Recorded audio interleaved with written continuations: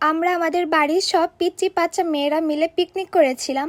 তো ওই দিন কী করেছি তার সব কিছু নিয়ে থাকছে আজকের ভিডিও।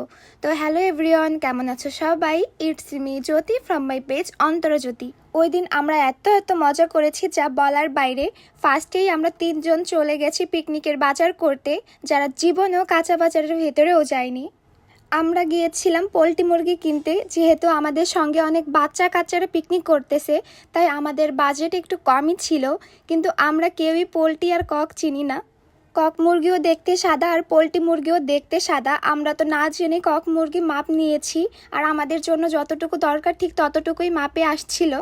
পরে যখন দাম করে শুনি যে 800 টাকা হয়েছে, আর আমাদের পিকনিকের টোটাল বাজেটই ছিল 800 টাকা। এই নিয়ে আমরা দোকানে বসে অনেক হাসাহাসি করতেছিলাম, আর আমাদের এই কাহিনী দেখে তো দোকানদার পর্যন্ত হাসছিল। যাই হোক, এরপর সব বাজার করে বাড়ি চলে আসছি। তারপর থালা বাটি নিয়ে বের হয়েছে সবার বাড়ি থেকে পেঁয়াজ রসুন এইসব আনতে। আর আমি যেই মানুষ ঘরে কিছু করি না, সেও ওখানে গিয়ে পেঁয়াজ আলু কাটছি। হিহি। মেইন হচ্ছে পিকনিকের কাজ করতে আসলে অনেক ভাল লাগে।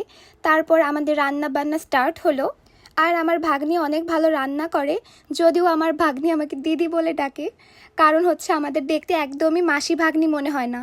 আমাদের বিরিয়ানি রান্না হচ্ছিল আর পাশে দিদি পিঠা বানাচ্ছিল, তাই আমরা সবাই মিলে একসাথে খেলাম।